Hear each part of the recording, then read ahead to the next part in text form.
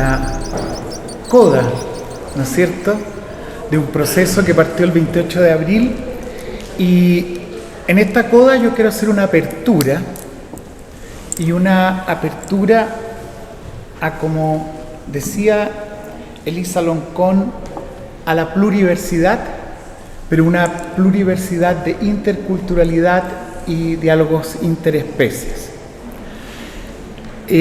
Para ello voy a recordar a algunos maestros y voy a invitar a seguir en este trabajo lo que estamos actualmente.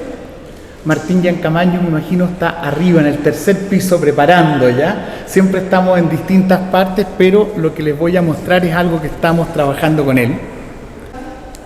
A este texto que es la Guía Multiétnica de Aves, y esta guía multiétnica de aves nos ha acompañado desde los años 80 de alguna manera, y les quiero invitar a algo que ocurrió el 2018, que escuchemos 9 minutos o menos, lo voy a adelantar si es que veo que es mucho, pero quiero que vean las voces de personas que están con nosotros, aunque corporalmente ya no están con nosotros.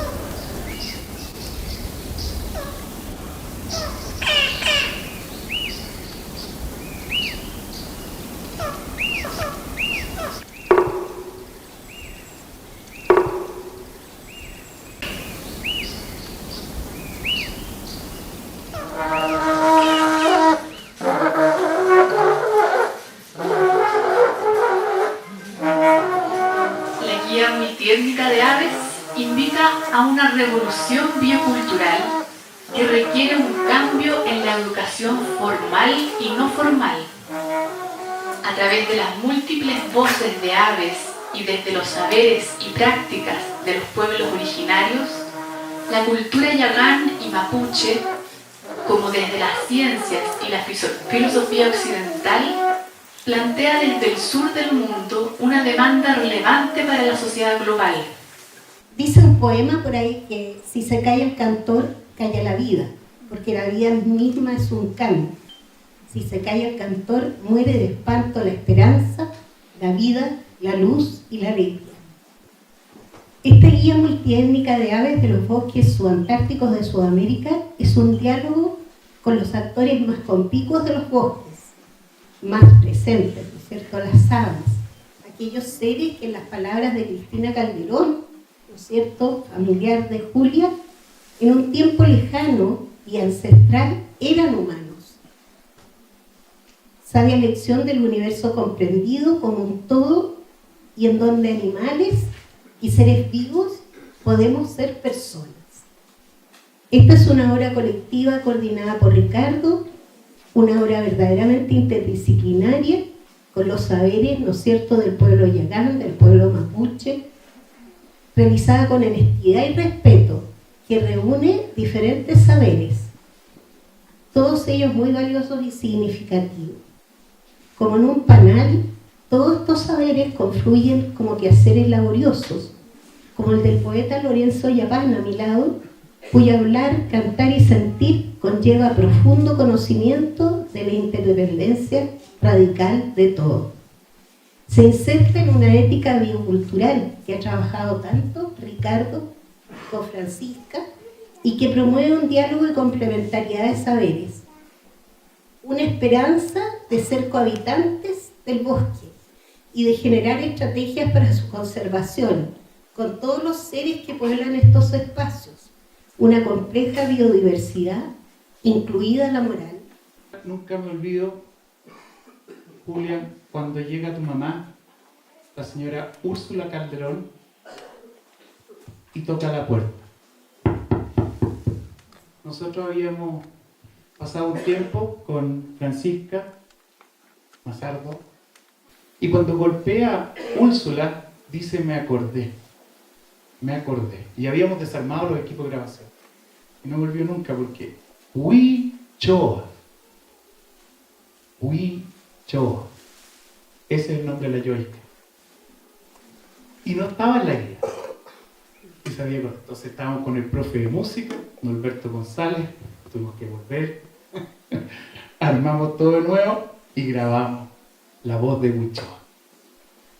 Así que, Julia, muchas gracias por compartir este momento Y la forma de reunirnos entre el diálogo de la voz de Huichoa en Yagán y la voz Mapuzungún fue que Lorenzo, como van a ver en un minuto, nos fue a ver, lo invitamos. Y lo invitamos también desde lo público. Y la verdad que entre todos yo creo que es la conversación cotidiana. Y entonces yo decía, este momento es como que las personas que están en la primera imagen del libro empiezan a salir del libro y están aquí.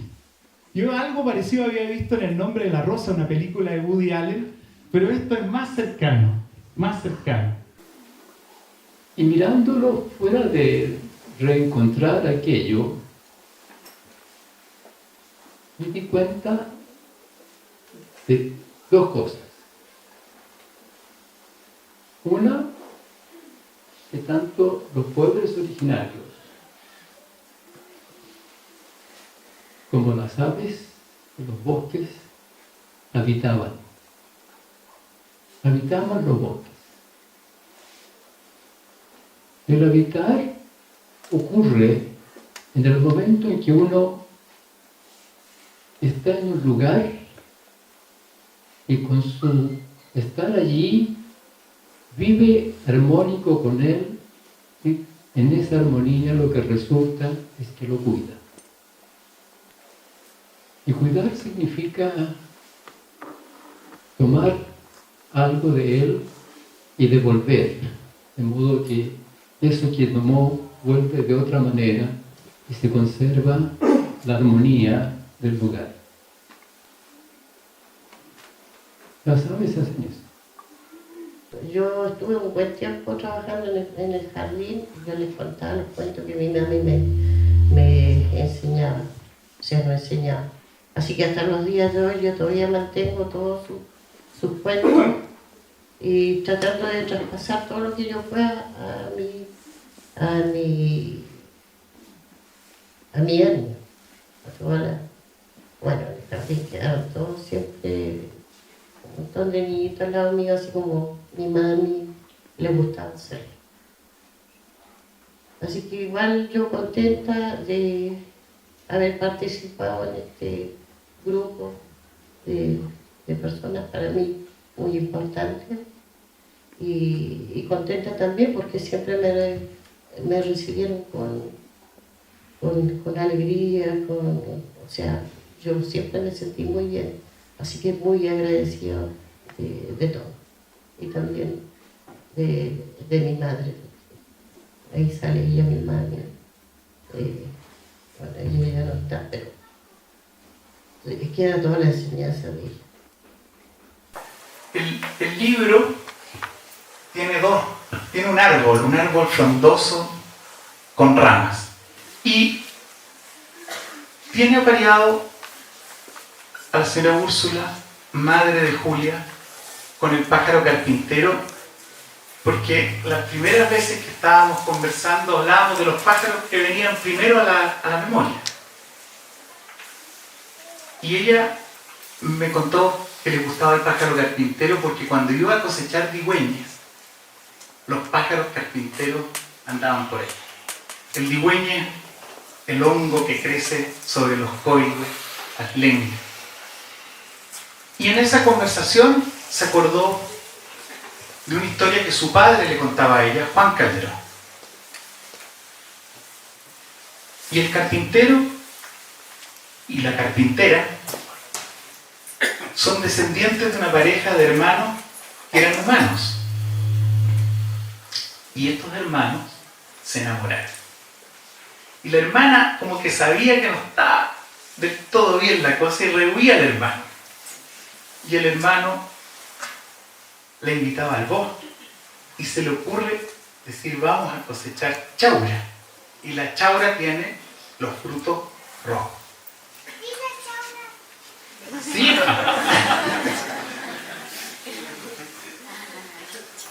Y se enamoran, dan curso al amor y cuando se levantan vuelan como pájaros carpinteros y el macho con el rojo de la chaura. Y en la carátula, en la portada, Úrsula aparece con el carpintero, pero fíjense arriba que hay una transformación de 2 seres humanos en los 2 carpinteros. Lorenzo, más rápido que un trago, dice Lev Trago, y ese es el nombre de Lautaro. Si quieres tú nos compartes el poema de Lautaro para entender qué es Lev Trago y de dónde viene Lautaro. Bueno, este pájaro se parece un poco también a una especie de arpa, que se podría hablar así, que hoy día le llaman como una especie de taller, eso onomatopeya. A lo mejor eso es lo que él quería hacer. A lo mejor eso es lo que también nosotros como músicos teníamos que hacer. Cuando talaron los bosques, cuando llegaron los colonos, tallaron muchos árboles. Y estos árboles ya no están. Y cuando talaron estos bosques, los charros se emigraron. Algunos, uno que otros, se dejan ver y se han ido muy lejos donde está el hábitat natural, el urbo, como sea el dique, el auditor, algo relativo, un universo montañoso. Pero deja una lección. Dice que el universo montañoso, en una montaña hay diferentes tipos de árboles. Grande, pequeño, chico, buen olor, regular olor. Cuando pasa una lluvia así tremendo, terrible, majestuosamente se mueven y se discriminan. Somos así nosotros los seres humanos. Muchas gracias de nuevo.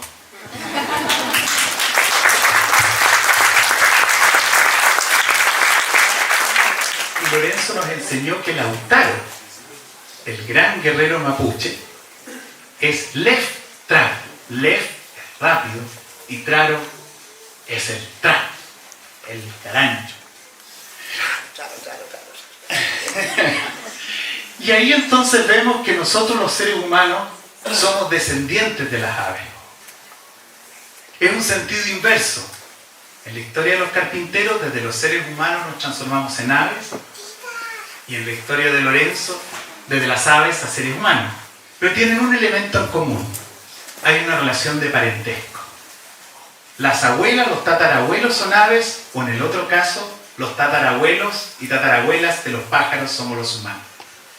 En que a través de estas historias antiguas de los pájaros, de Julia, de Lorenzo, pero también de la filosofía, también de la ciencia, vamos reconociendo los ritmos, y en el sincronizar los ritmos, en poder los pulsos, vamos yendo a algo que es emocionante en la música, que es poner en movimiento el sentido de la palabra espíritu.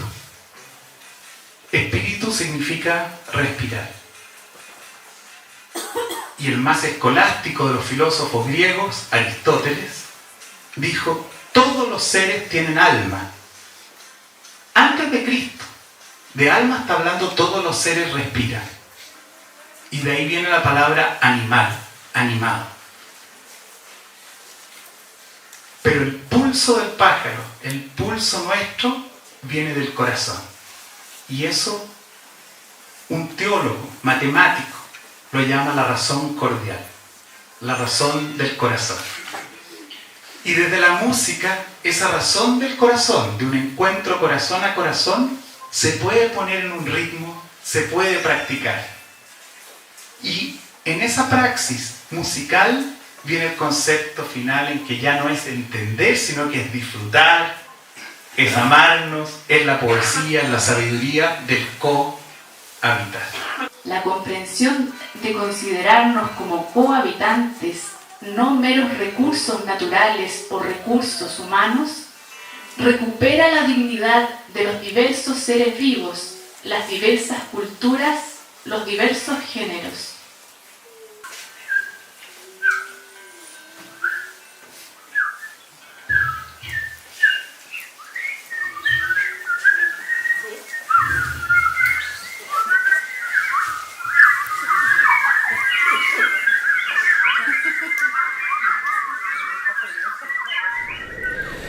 quise compartir estos 9 minutos de un extracto de un último encuentro donde estábamos con la artesana Julia González, quien fue maestra en los cursos de filosofía ambiental de campo desde el año 2000 hasta que falleció. Fue una gran dificultad siempre que la Universidad de Magallanes aceptara hacer un contrato formal.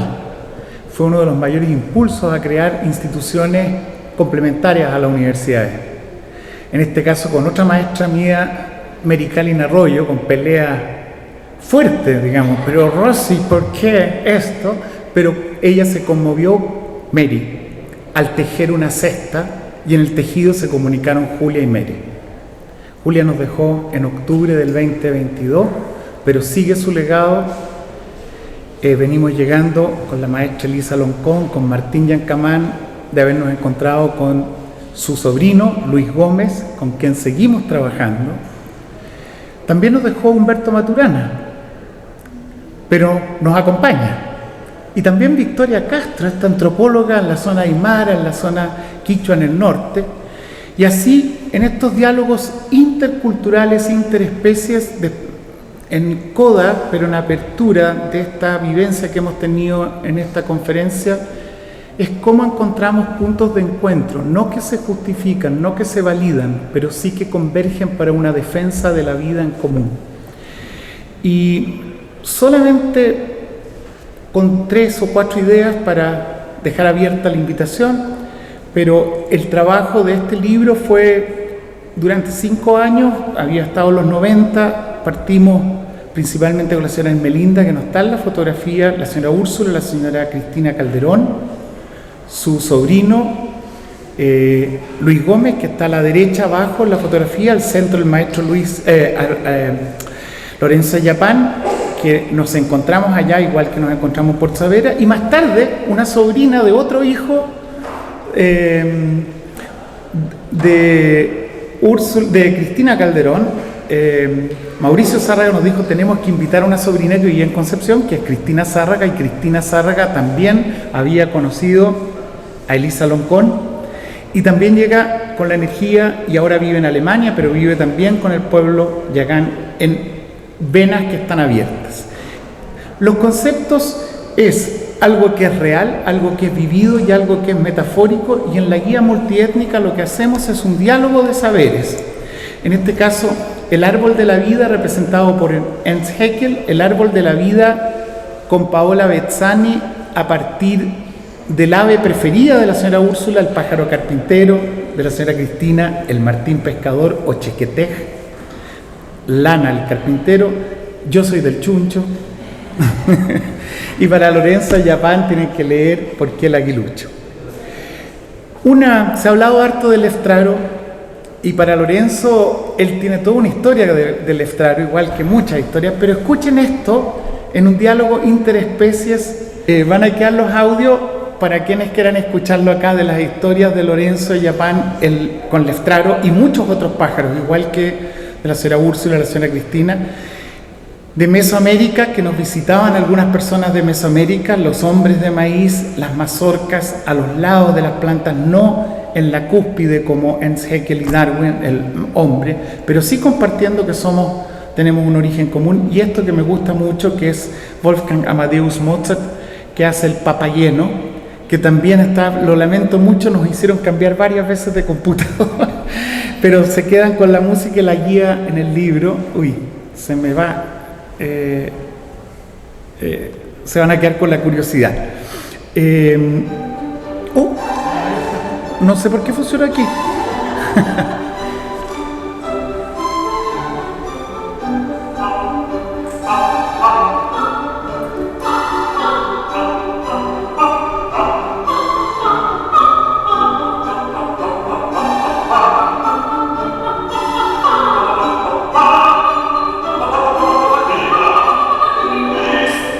Dentro de la ópera, la flauta mágica, que no es mágica, es real, nos lleva a lo que es más íntimo, ¿no? Está este amor entre papageno y papagena, pero con los loros. En alemán, Papagei es un loro. Entonces, lo que quiero es también mirar en la diversidad de la cultura occidental, del pasado y presente, en las resistencias del País Vasco, en las resistencias de Cataluña, en las resistencias de mi pueblo, en el norte de Italia, contra la integración en la Comunidad Europea, contra la carrera armamentista hoy día, contra la cultura de la muerte. Y entonces encontramos tanto en las visiones de los pueblos originarios como en las visiones científicas. Si ya lo hemos dicho durante toda la conferencia, tenemos mitocondrias, tenemos el mismo ADN, desde la ciencia sabemos que compartimos. Asumamos que tenemos una genealogía común, eso es una implicación ontológica. Y como decía Alicia Bugallo en su presentación, esto es algo descriptivo, pero también normativo. Porque si somos parientes, entonces debiéramos tratarnos como cohabitantes, sujeto a sujeto, como parientes, en este caso evolutivo. Sin embargo, estamos en una época que yo creo que lo más preciso es llamarnos el necroceno, de ninguna manera el antropoceno, porque el antropo es mucho más diverso, pero el necroceno, estamos en un momento en que prevalece la cultura de la muerte. Mientras estamos en esta sala, lo que prevalece es la muerte, la carrera armamentista entre seres humanos y entre seres humanos y otros seres. Y para transformar esa cultura de la muerte, hemos estado trabajando durante el Congreso en cómo superamos estos chauvinismos, racismo, sexismo, especismo.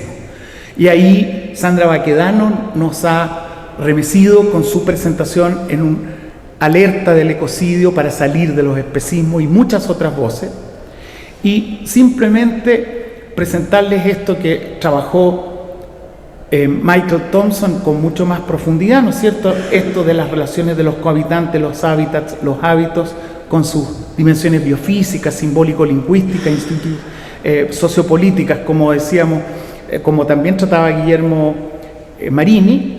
Y quiero terminar con las 3 H solamente haciendo un llamado.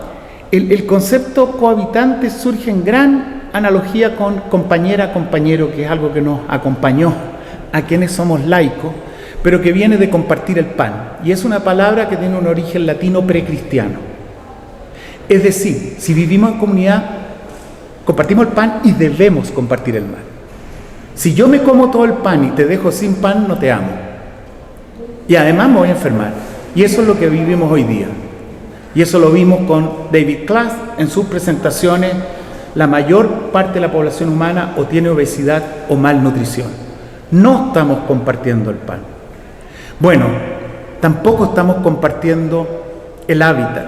Y esta es unas imágenes que yo las he aprendido principalmente el último tiempo a través del trabajo colaborativo con Roy May. Él se refirió a las llamas, pero las llamas también tienen sus parientes las papas. Y aquí las papas son cosechadas, cultivadas entre mujeres que comparten la coca, cohabitando con las plantas. Sin embargo, nos estamos comiendo la biosfera. Quiero decir también que este concepto del cohabitante hace relación a compartir el hábitat. Y es hábitat la primera palabra en la civilización occidental que está escrita como raíz de ética, el ethos, y significaba madriguera, es decir, un hábitat protegido. ¿Qué es ética en la civilización occidental? Hábitat protegido, un hábitat cuidado, y todo hábitat debiera ser cuidado. Este hábitat, este mural que nos tenemos arriba, ¿no es cierto?, de Di Girolamo, nuestras comunidades, la comida que vamos a compartir, la defensa, como decía Roy, por esta comunidad. No que hay áreas protegidas y áreas desprotegidas, sino desde el cuerpo hacia la vecindad, hacia la ciudad. Y hoy día vamos a visitar un humedal urbano para también romper los límites, romper los mitos que la naturaleza y las áreas protegidas están lejas de la ciudad. Y ahí le agradezco mucho a Andrea Cayosi, que con su equipo del Parque Metropolitano nos ha hecho posible ir a un encuentro cara a cara con las aves hoy día. Pero ¿qué significa en Occidente? Ética es hábitat cuidado. Y es Aristóteles luego. Y esto es tomado en Chile también. Ojo que tenemos, ¿no es cierto?, esta celebración los segundos sábados de cada noviembre como el Día de las Áreas Protegidas. Pero yo invito a que todas las áreas sean protegidas. Lo tercero es que Aristóteles toma un verbo que es etiqué, que es el verbo de habitar, y habitar en recurrencia, es un hábito de vida. Y el hábito invitado es el hábito de cuidado, y eso está en el nuevo constitucionalismo latinoamericano, en un proceso en que estamos trabajando en Chile también, que hay propuestas de reconocer los derechos bioculturales de los ríos, y la figura es que sea sujeto de derecho bajo la implementación de guardianes, de quienes cohabitan el río y protegen y aseguran que los acuerdos se cumplan. Y esos son, primero, los pueblos afroamericanos, los pueblos originarios, en este caso del río Atrato, pero también las ONG, los médicos, los científicos, y afortunadamente el presidente de Colombia ha hecho lo posible porque esto florezca y se expanda. Una coda dentro del panel intergubernamental de biodiversidad y servicios ecosistémicos se han propuesto varias vías: la economía verde, el descrecimiento y el poscrecimiento, la protección de la naturaleza con una propuesta del norte global, a la cual a mí me provoca una discrepancia en el sentido de que no tienen por qué proteger desde el norte al sur global, pero es una de las propuestas. Y otra es este cuidado de la tierra y la conservación biocultural que hemos trabajado y estamos trabajando desde el sur, pero desde muchas voces del sur. Yo agradezco mucho a Martín Yancamán, a Elisa Loncón, a Luis Gómez y a todas las personas que han, durante la conferencia, provocado esta transformación de la comprensión de la ética. Yo la aprendí primeramente por Edmund Husserl, fue uno de los primeros libros que leí, y él dice cómo debo configurar mi vida como una vida verdaderamente buena, y hoy afirmo con fuerza que la pregunta es cómo debemos configurar nuestras vidas como formas de cohabitar verdaderamente buenas para las comunidades de cohabitantes humanos y otros que humanos. Ayer Gelson Oliveira, aludiendo a Tarsila do Amaral, hablaba de antropofagia. La relación con el eurocentrismo debería ser comernos a los europeos para regurgitarlos en nuestros propios términos y ahí establecer diálogos realmente amorosos y horizontales. Y él, con mucho afecto, con mucha responsabilidad y profundidad, se refería a Hans Jonas. Yo también agradezco la introducción de Edmund Husserl, que me hace ver que hay una realidad mucho más allá de las ciencias tecnocráticas para llegar a estos diálogos interculturales, pero también lo como y lo regurgito en una pluralidad y más allá de lo humano.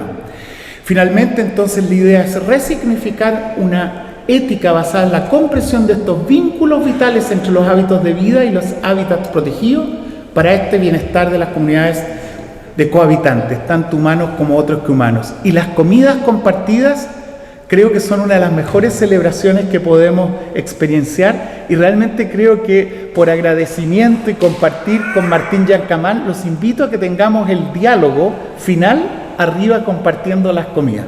Muchas gracias por haber estado en esta conferencia y bienvenidos a mayo 2026.